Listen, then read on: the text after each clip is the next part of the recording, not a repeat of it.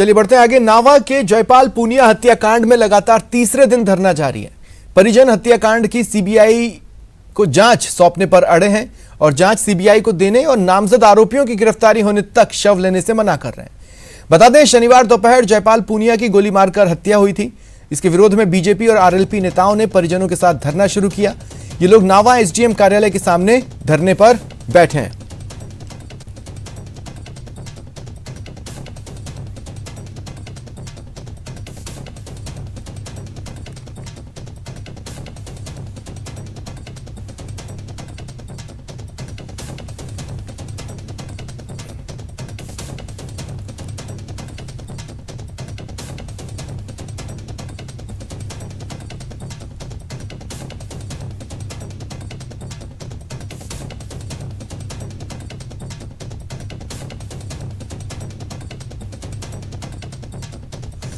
और वहीं धरने के तीसरे दिन बीजेपी प्रदेश अध्यक्ष सतीश पूनिया नावा पहुंचे और लोगों को संबोधित किया। बीजेपी प्रदेश अध्यक्ष ने प्रदेश सरकार को बिगड़ती कानून व्यवस्था को लेकर निशाने पर लिया। कहा, प्रदेश में जनता सुरक्षित नहीं है। उन्होंने सरकार को अल्टीमेटम दिया, जल्द आरोपियों की गिरफ्तारी नहीं हुई तो बड़ा आंदोलन करेंगे। मुकदमे अभी तक राजस्थान की धरती पर दर्ज हो गए। जब तक जमीन में गर्मी पैदा नहीं करोगे तब तक जयपाल और जयपाल जैसे बहुत लोगों को न्याय नहीं मिलेगा। मुझे संख्या की फिक्र नहीं है, मैं आप सब लोगों का अभिवादन करने के लिए आया हूं कि आपने सरकार के खिलाफ इतनी मजबूती से इस धरने की शुरुआत की है। कई बार राख जब चिंगारी बनती है तो उसमें सत्ता का सिंहासन भी जलकर राख हो जाता है। जिन्होंने इस राजस्थान की आवाम को, राजस्थान की जनता को ये कहा था यदि हमारी सरकार आएगी तो हम सुरक्षा देंगे, मैं पूछता हूं कि वो राजस्थान का गृह मंत्री कौन है और वो गृह मंत्री मौन क्यों है? वो मौन इसलिए कि वो जयपाल सरीखे कितने लोगों की हत्याओं का जिम्मेवार है। 5 साल में तो वोट का राज बदलता है,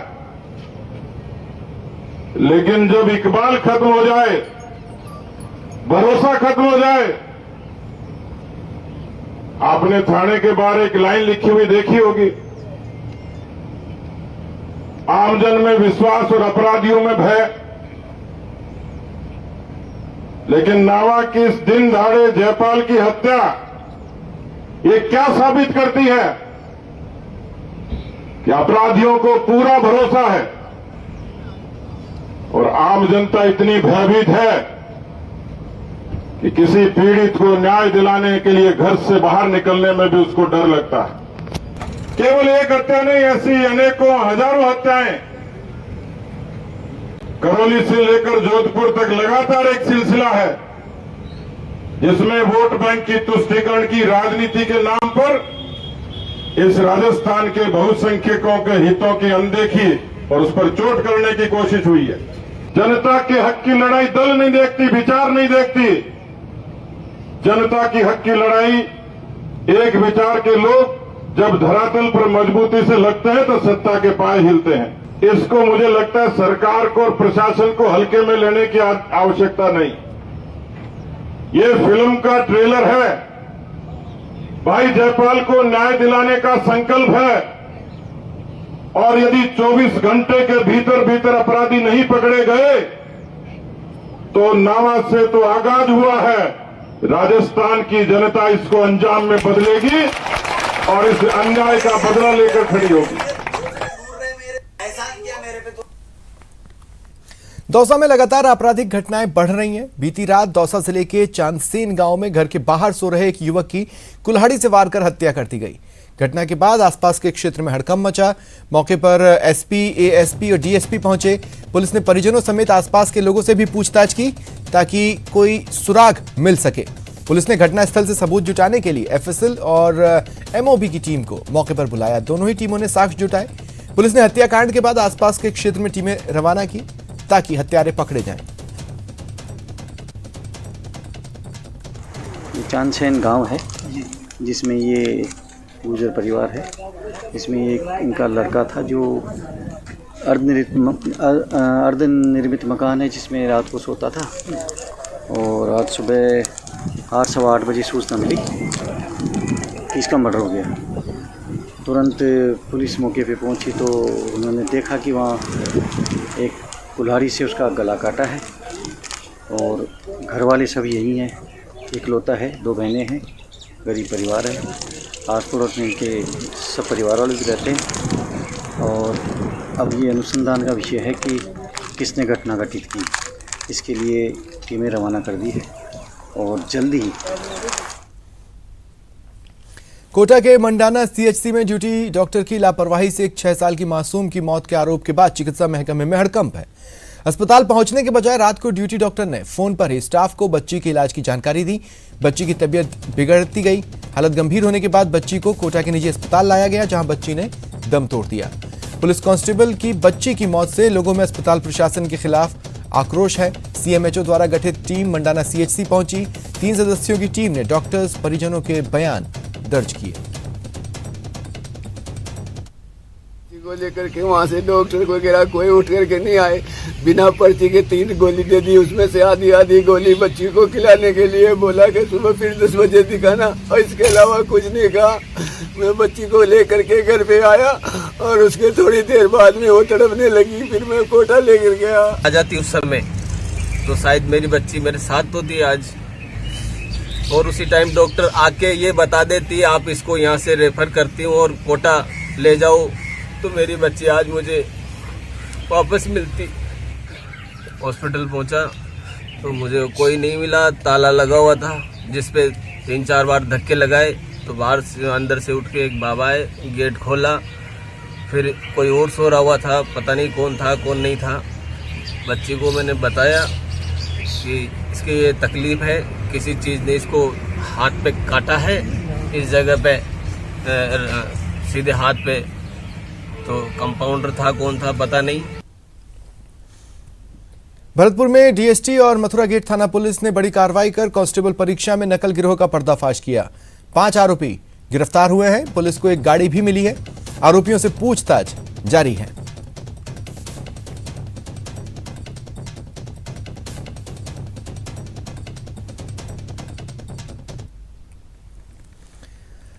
अलवर के बहरोड के माचल गांव में पूर्व सैनिक द्वारा कोर्ट का स्टे होने के बावजूद विवादित जमीन पर ट्रैक्टर चलाने से रोकने की कोशिश हुई। तो पहले तो उस पर ट्रैक्टर चढ़ाने की कोशिश हुई, फिर लाठी डंडों और सरियों से पीटा गया। इसका एक वीडियो भी सामने आया है। पुलिस ने अभी तक आरोपियों को गिरफ्तार नहीं किया है।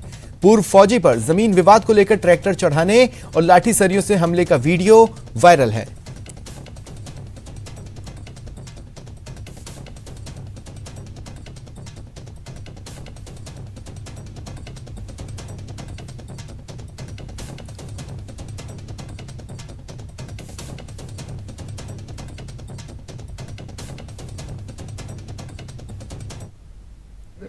ये 9-10 तो घर के थे और 5 से बाहर से गुंडे मंगा के सभी हथियार लेकर के आए, लकड़ी और सरिये। पटवारी ने विशेष तौर से मेरी वाइफ को लकड़ियों से मारा है, और कुछ इनके बदमाश घर की छांव में इधर छुपे हुए थे। मैंने थाने में रिपोर्ट दर्ज करवा दी और उन्होंने कार्रवाई का पूरा आश्वासन दिया हुआ है। अपनी क्या मांग, अपन क्या चाहते हैं? हम चाहते हैं कि हमारे साथ न्याय हो, इनको पकड़ा जाए। अलवर शहर में पानी की समस्या को लेकर वार्ड 56 के पार्षद हितराम यादव और स्थानीय लोग ट्रांसपोर्ट नगर में पानी की टंकी पर चढ़ गए।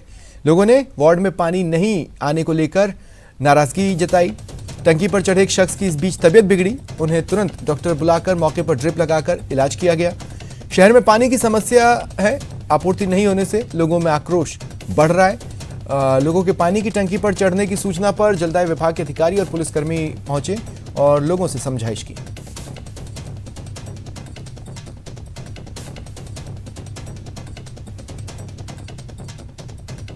2 बटा में नहीं आ रहा था। उस समस्या को लेकर मैंने जलदाय विभाग के अधिकारियों को अवगत करा दिया था।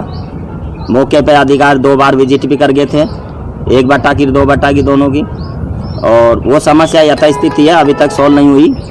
तो उस समस्या को, पानी की समस्या को लेकर हम यहाँ बैठे हैं। सर सुबह से बैठे हैं यहाँ पर, पानी की समस्या, हमारे पानी नहीं आ रहा। पिछले 20 दिन हो गए पानी की बहुत तगड़ी समस्या चल रही है। पहले थोड़ा बहुत बस बाल्टी भर भी पानी नहीं आता था, अब बिल्कुल नहीं आ रहा था। एक हफ्ता हो गया बस ये गड्ढे खोदे जा रहे हैं, लाइन पूरी चौक पड़ी है, लाइन बंद नहीं हो रही और इनलीगल कनेक्शन इतने हैं कि पानी जो आता है वो वहाँ चला जाता है सीधा। तो उस पर कोई रोक नहीं लगा रहे, कोई सरकार सुनती नहीं है। हम काफ़ी बार कह भी चुके हैं लेकिन अभी भी यही चल रहा है, बस ये खड्डे खोद रहे हैं, चौकिंग निकालते रहते हैं, आगे से लाइनें बंद हुई हैं। शाहपुरा कस्बे के वार्ड संख्या 17 और 32 में पेयजल समस्या से जूझ रहे लोगों का गुस्सा फूट पड़ा। लोगों ने जलदाय विभाग के कार्यालय के पास नीम का थाना स्टेट हाईवे पर जाम लगाया। इस दौरान जलदाय विभाग की अर्थी निकालकर भी विरोध जताया। वाहनों की लंबी लंबी कतारें लग गई। प्रदर्शन कर रहे लोगों ने बताया उनके वार्ड में पिछले कई दिनों से पेयजल आपूर्ति सुचारू नहीं है। जिम्मेदारों को कई बार अवगत कराया पर समाधान नहीं हुआ। सूचना पर पुलिस और जलदाय विभाग के अधिकारी मौके पर पहुंचे तो लोगों ने जमकर खरी खोटी सुनाई। बाद में वार्ड में टैंकरों से पेयजल आपूर्ति करने और पेयजल व्यवस्था में सुधार के आश्वासन पर मामला शांत हुआ।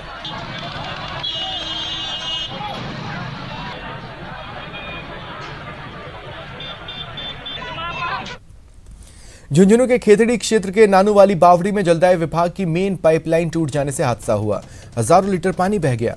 सारा का सारा पानी एक मकान में इकट्ठा हुआ। मकान में पानी भरने से अनाज, घरेलू सामान खराब हो गए।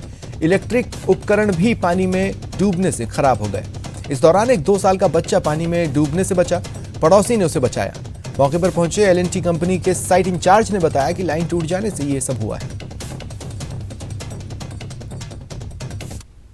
टाबर मेरा छोटा बच्चा हम तो मुश्किल से निकाले हम। ये भी डूब गया, मोटरसाइकिल को अंदर सीध हो गया और एक तेल का पीपा था वो भी पानी में डूब रहा है। पानी बढ़ रहा है, देर कौन पड़े वहां लाइन का टूटी है। अचानक से ही पानी आया और मैं तो आई तरह तो ये बच्चा डूब रहा था, मैं उरे था नहीं, हमारे बच्चों घर में था नीचे।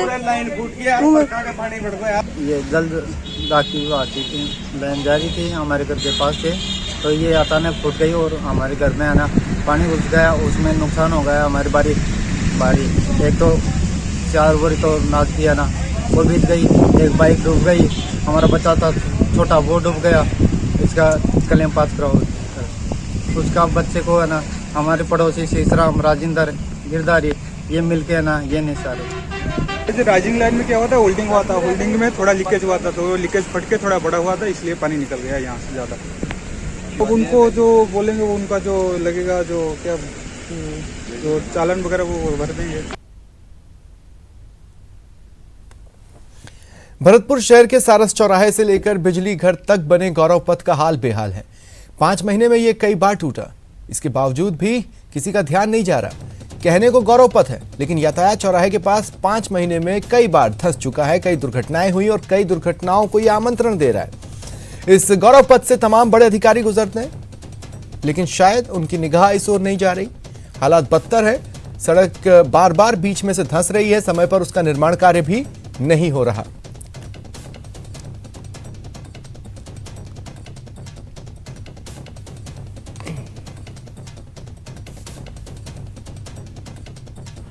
भरतपुर के सारस चौराहे से बिजली घर तक बनने वाला गौरव पथ जो है वो गौरव पथ कहा जाता है, लेकिन गौरव पथ पर जो गड्ढे हैं वो कई बार धंस चुके हैं और उन गड्ढों के कारण वाहन चालकों को जो है बड़ी परेशानियों का सामना करना पड़ता है। अब ये जो तस्वीर है वो मैं आपको दिखाना चाहूँगा। ये वो तस्वीर है जो गड्ढा है कई बार यहाँ पर धंस चुका है और यहाँ से गौरव पथ से होकर के ज़िले के तमाम जो बड़े अधिकारी हैं वो गुजरते हैं, लेकिन इस ओर किसी भी अधिकारी ने आज तक ध्यान नहीं दिया है। यह जो गड्ढा है वो करीब 5 महीने में कई बार धंस चुका है। तो बार बार जो कंपनी इसका कार्य कर रही है उसकी खामियों को लेकर ये जाहिर करता है कि किस तरह से जो है गौरव पथ पर काम कराया जाता है। अब यहाँ पर जो है रात्रि के समय में दुर्घटना का भी बड़ा अंदेशा जो है जताया जाता है। वाहनों को कड़ी मशक्क़त के बाद जो वाहन चालक हैं वो यहाँ से निकालते हैं क्योंकि जगह बहुत कम है और बीच में जो बैरिकेड्स लगाए गए हैं वहाँ पर जो सड़क है वो धंस चुकी है और इधर सड़क धंसी अब उसको जो है खोद दिया गया है। तो कहा जाता है कि किस तरह से जो है सड़क निर्माण कार्य में लापरवाही बरती जाती है वो बार बार देखने को मिलता है, क्योंकि कई बार ये जो गड्ढा है वो धंस चुका है और यहाँ से ज़िले के तमाम जो बड़े अधिकारी हैं, चाहे जिला कलेक्टर हों, पुलिस अधीक्षक हों, चाहे नगर निगम आयुक्त हों या फिर अन्य अधिकारी हों, सभी यहाँ से ही गुजरते हैं, लेकिन इस ओर किसी ने भी आज तक ध्यान नहीं दिया है। जब इसकी जो है स्थानीय लोगों द्वारा शिकायत की जाती है, क्योंकि पास में ही स्कूल है, बच्चे निकलते हैं, तो दुर्घटना का जो है अंदेशा लगा रहता है, लेकिन स्थानीय लोगों की भी शिकायत को जो है दरकिनार कर दिया जाता है और इस ओर अभी तक कोई ध्यान नहीं दिया गया है। यह स्थिति करीब 3-4 दिन से बनी हुई है। अब देखना ये होगा कि कब तक इस गड्ढे का जो है निर्माण कार्य कराया जाता है, ताकि जो वाहन चालक हैं उनको वाहन चलाने में कोई परेशानी का सामना ना करना पड़े। दीपक पुरी, न्यूज़ 18, भरतपुर। केंद्रीय जल शक्ति मंत्री ने प्रदेश में हो रही हिंसा को लेकर राजस्थान सरकार पर तंज कसा। शेखावत ने कहा, कांग्रेस अपनी नीतियों की वजह से देश भर से गायब हो रही है। पूरे देश में बीजेपी की जड़ें मजबूत हो रही है, लेकिन यह तय है जहां कांग्रेस के लिए थोड़ी भी संभावना है, वो प्रदेश हिंसा की गिरफ्त में है। अब देश में चाहूँ और भारतीय जनता पार्टी भी है, दुनिया की सबसे बड़ी पॉलिटिकल पार्टी भी है, और आरएसएस का नेटवर्क भी देश में सब जगह है। ये दुविधा और ये कष्ट कांग्रेस पार्टी का है, जो उन्होंने अप्रत्यक्ष रूप से स्वीकार किया है कि अब कांग्रेस पार्टी क्योंकि केवल 2 प्रदेशों में बची है और गिने चुने जगह हैं कि कांग्रेस के लोग बचे हैं। ढूंढने पर भी उत्तर प्रदेश में, बिहार में कांग्रेस के कार्यकर्ता और कांग्रेस के सदस्य मिलते नहीं हैं। ऐसे प्रदेश जहाँ कांग्रेस के लिए कुछ भी संभावना बची है थोड़ी बहुत, वहीं देश में दंगा हो रहा है। और साथ ही साथ में ऐसे प्रदेश जहां कांग्रेस पार्टी से एक मज़हब विशेष का मतदाता खिसक गया, वहां कांग्रेस पार्टी स्क्वायर ज़ीरो हो गई है। उत्तर प्रदेश, बिहार, वेस्ट बंगाल, ऐसी पूरी सीरीज़ आप देख सकते हो। जहां मुस्लिम मतदाता ने कांग्रेस को छोड़ दिया, वहां कांग्रेस का अस्तित्व समाप्त हो गया, वजूद समाप्त हो गया। कांग्रेस का चिंतन शिविर भले ही खत्म हो गया, लेकिन उस पर सियासी हमले अभी भी जारी हैं। केंद्रीय मंत्री गजेंद्र सिंह शेखावत ने एक बार फिर किसानों के हालात और प्रदेश में बढ़ते अपराध को लेकर कांग्रेस के शिविर पर सवाल उठाए।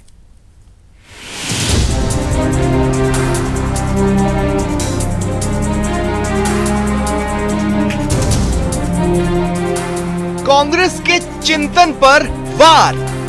ये जो है अंध परिवार भक्ति कांग्रेस को इस तरह से लेकर के डूबी है, और उसको डुबाने का और अधिक गहराई में डुबाने का काम गहलोत साहब कर रहे हैं।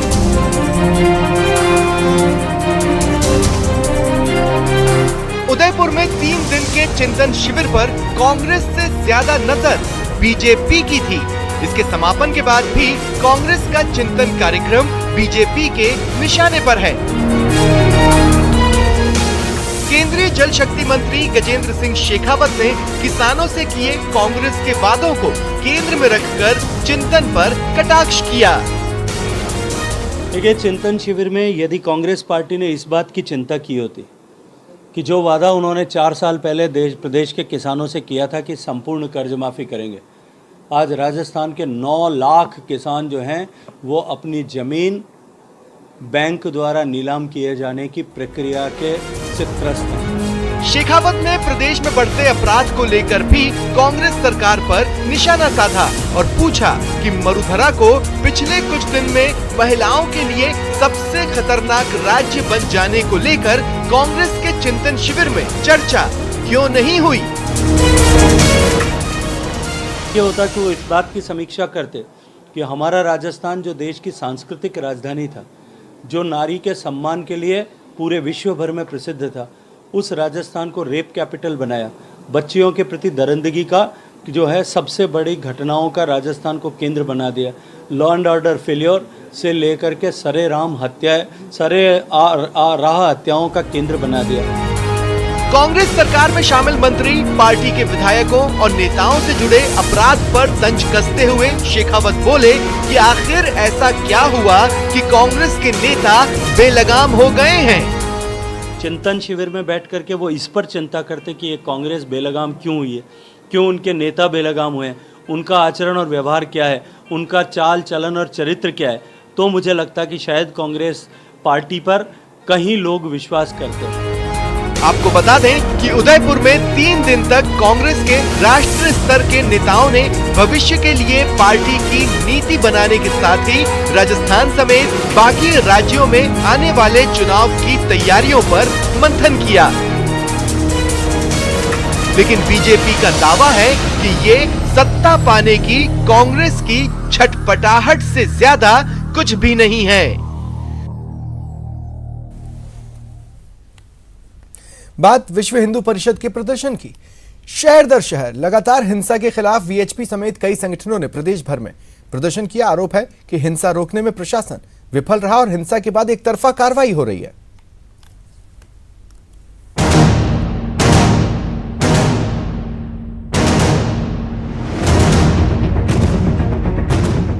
करौली से शुरू हुआ शहर शहर हिंसा का सिलसिला मरुधरा के आधे दर्जन से ज्यादा शहरों को अपनी चपेट में ले चुका है। इसे लेकर विश्व हिंदू परिषद ने प्रदेश भर में प्रदर्शन किया। ये 4 तस्वीरें हैं जोधपुर, जैसलमेर, राजसमंद और पोखरण की, जहां हिंदू आस्था पर कुठाराघात का आरोप लगाते हुए बड़ी संख्या में लोग सड़कों पर उतरे और अपना विरोध दर्ज कराया। अलवर में पूरे प्रदेश में लगातार अलग अलग शहरों में तथाकथित जो सेक्युलर का राग अलापते हैं उनके द्वारा और सरकार की जो तुष्टीकरण की नीति है उनके द्वारा जगह जगह हिंदू मार खा रहा है। 2 और 3 मई को जोधपुर में हुए उपद्रव के विरोध और फिर पुलिस पर गंभीर सवाल उठाते हुए जोधपुर कलेक्टर कार्यालय के बाहर विश्व हिंदू परिषद और बजरंग दल ने धरना दिया। इस धरने में केंद्रीय जल शक्ति मंत्री गजेंद्र सिंह शेखावत भी शरीक हुए और सरकार पर हिंसा को लेकर गंभीर आरोप लगाए। पुलिस की व्यवस्था करने की जिम्मेदारी राज्य सरकार की है। राज्य सरकार का मुखिया होने के नाते मुख्यमंत्री जी की है और पुलिस विभाग का मुखिया होने के नाते गृह मंत्री की है। तीनों अशोक गहलोत साहब हैं। ये जो फेलियर हुआ इसके ऊपर वो जवाब देंगे। तो जैसलमेर में भी विश्व हिंदू परिषद की अगुवाई में जिला मुख्यालय पर धरना दिया गया और राज्यपाल के नाम ज्ञापन सौंपा गया। आरोप है कि राजस्थान में हिंदू नव वर्ष से लेकर अब तक लगातार हिंसा की घटना हो रही है। पूरे प्रदेश के अंदर अराजकता की स्थिति है। राजस्थान के करौली में, जोधपुर में, भीलवाड़ा में और अभी हनुमानगढ़ के नोहर के अंदर कार्यकर्ताओं पे हमले किए गए। प्रदर्शनकारियों का ये भी आरोप है कि प्रशासन न तो सुरक्षा दे पा रहा है और न ही इंसाफ दे पा रहा है। हिंसा के मामले में एक तरफा कार्रवाई हो रही है। शासन प्रशासन जो है राज्य सरकार के दबाव के अंदर एक तरफा कार्रवाई करते हुए इन अराजक तत्वों को रात को 12 बजे कोर्ट खोलकर छोड़ देता है और हिंदू कार्यकर्ताओं के ऊपर झूठे मुकदमे दर्ज करके उनके खिलाफ कार्रवाई करने का प्रयास कर रहा है। वहीं प्रदेश में बदहाल कानून व्यवस्था को लेकर पोखरण एसडीएम कार्यालय के आगे विश्व हिंदू परिषद ने प्रदर्शन किया। जो ये सिलसिलेवार दंगे हो रहे हैं उनकी एएनआई से जांच करवाई जाए और जो उसमें पीएफआई का भी हाथ नजर आ रहा है, जो केरल का प्रतिबंधित संगठन है उसका भी हाथ आ सकता है, तो उसकी एएनआई से जांच करवाई जाए और दोषियों के विरुद्ध कार्रवाई की जाए। हिंसा की शिकार मरुधरा को लेकर सत्ता पक्ष और विपक्ष की अलग अलग राय है। राजस्थान सरकार इसके लिए विपक्ष को जिम्मेदार मान रही है, तो विपक्ष राजस्थान सरकार की नीतियों को इसके लिए जिम्मेदार ठहरा रहा है। Bureau report, news 18 Rajasthan. फिलहाल इतना ही। नमस्कार।